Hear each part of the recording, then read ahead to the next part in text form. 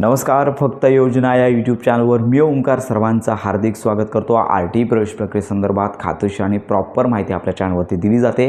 आपण देखील काल सांगितलं होतं की साधारणतः काल संध्याकाळपर्यंत 60 ते 65 हजार एवढ्या जागा RT अंतर्गत शाळांनी नोंदणी केल्या। पण याच्यामध्ये साधारणतः दरवर्षी 1 ते 1.5 लाखाच्या आसपास या RTच्या जागा येत असतात। त्यामुळे शाळांची नोंदणी अजून झाल्या नसल्याने याच्यामध्ये मुदतवाढ होण्याची शक्यता आपण वर्तवण्यात आली होती, म्हणजे आपण सांगितलं होतं।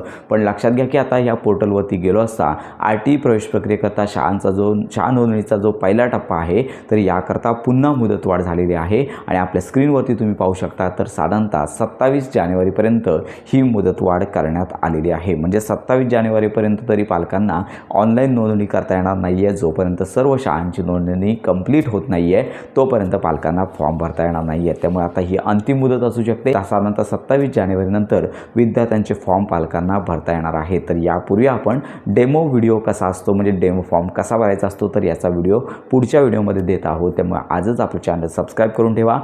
RT प्रवेश प्रक्रियेसंदर्भात आपले व्हॉट्सअप ग्रुप तयार करण्यात आलेले आहेत, आजच जॉईन करा जेणेकरून तुम्हाला संपूर्ण माहिती आणि मदत मिळून जाणार आहे। तर अशा प्रकारे पालकांना थोडी प्रतीक्षा करावी लागणार आहे।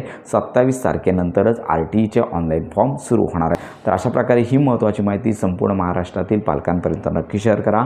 योजनांसंदर्भात खात्रीशीर माहितीसाठी आपल्या फक्त योजना या चॅनलला लाईक, सबस्क्राईब आणि हाईप नक्की करा।